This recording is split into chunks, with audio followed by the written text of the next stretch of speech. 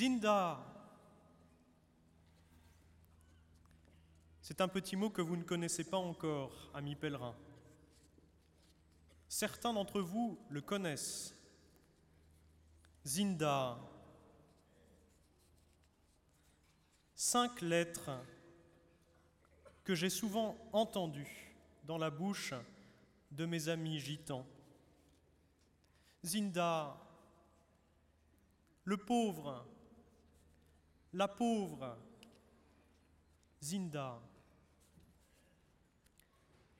5 lettres qui disent la compassion, qui disent l'attention délicate du cœur qui se penche vers celui qui ne va pas bien, comme une réponse à la plainte d'un frère qui souffre.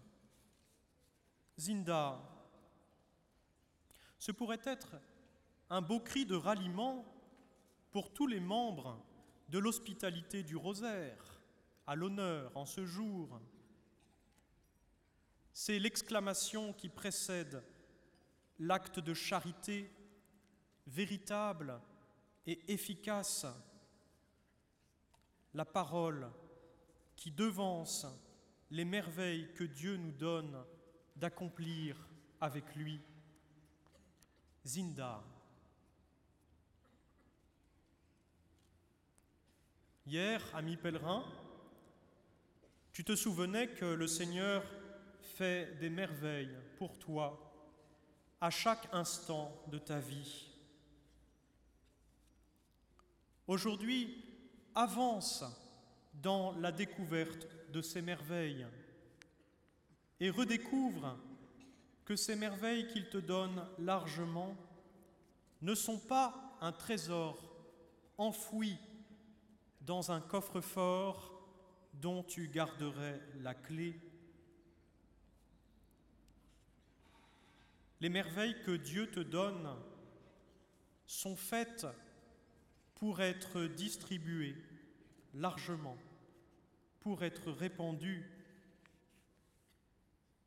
Il te faut donc toi-même faire des merveilles, en être le généreux dispensateur. Comment, me diras-tu? Comment vais-je faire? Tu le sais bien, il y a bien des manières de faire des merveilles. Tu n'as d'ailleurs qu'à ouvrir les yeux, ici, au pèlerinage du Rosaire, pour les contempler, ces merveilles. Merveille d'attention, merveille d'écoute de l'autre, merveille de compassion, merveille de douceur, ces merveilles de la charité dont nous parle si bien saint Paul. Cet amour qui prend patience et rend service, cet amour qui ne jalouse pas, ni ne se vante et ne se gonfle pas d'orgueil, cet amour qui ne cherche pas son intérêt. Ami pèlerin, est-ce que tout cela tu ne le vois pas? Imparfaitement, sans doute, mais déjà totalement en germe dans ton unité de vie, dans le sourire de ceux qui se mettent à ton service, ici à Lourdes. N'est-ce pas ce que tu as vu ce matin, quand les hospitalières et les brancardiers sont venus à ton chevet et ont, trop tôt, c'est vrai, je suis d'accord avec toi, trop tôt, allumé la lumière en prenant de tes nouvelles?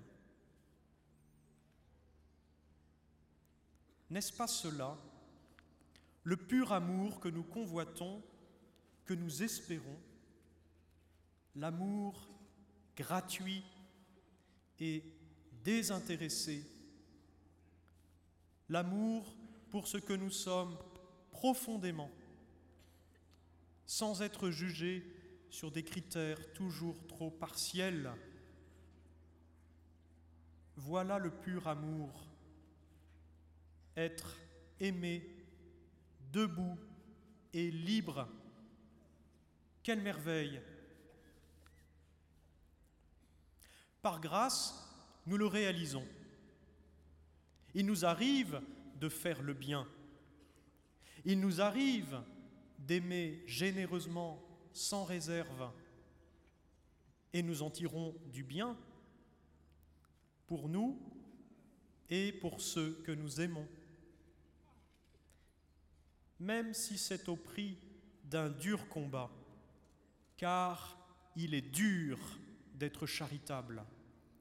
Il est dur de voir d'abord, sous les traits de son voisin, un frère à aimer vraiment. Il est dur d'agir sans réserve, dur de donner sans nécessité de le faire. Nous semons toujours le grain par nécessité, pour ne pas être affamés. Nous construisons toujours une maison par nécessité, pour ne pas demeurer dehors. Nous aimons même souvent par nécessité, pour ne pas rester seuls. Mais parfois, ô merveille,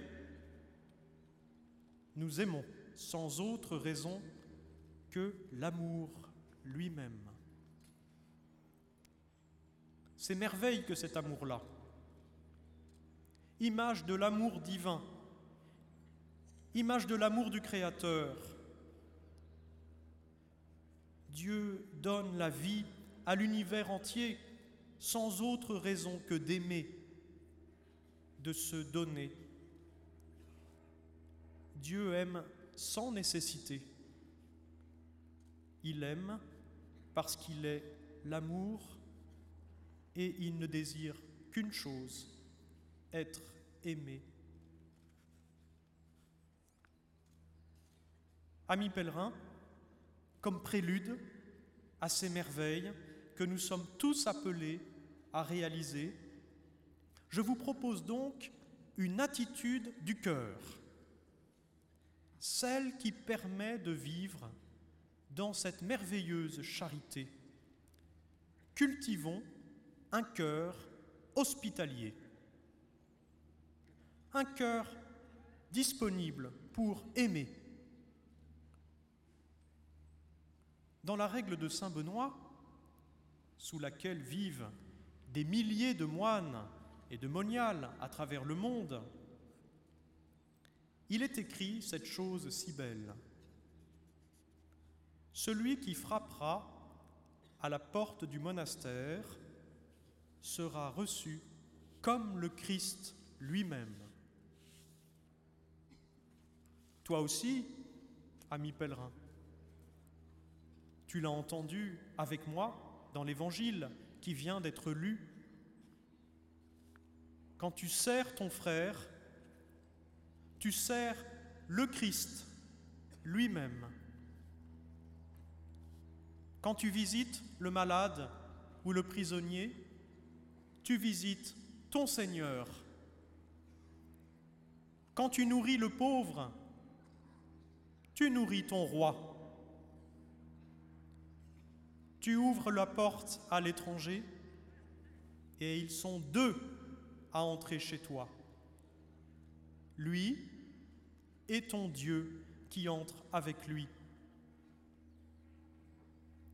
Alors, tu es telle la jeune fille de Nazareth qui accueille l'ange venu parler à son oreille. Marie, notre mère, la Vierge bénie qui se fait l'hospitalière de Dieu.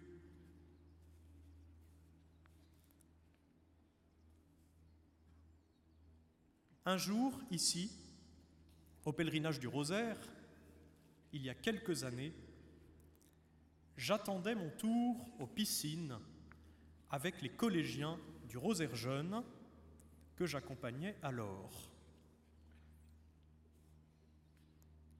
un jeune homme très handicapé attendait avec nous dans son fauteuil roulant. Je me souviens juste qu'il avait des cheveux longs et une barbe, un détail important, mais auquel je n'avais pas fait attention. Il se taisait en attendant, lui aussi, son tour. Un collégien se penche vers moi et me dit tout bas à l'oreille : « Regarde, on dirait le Christ. »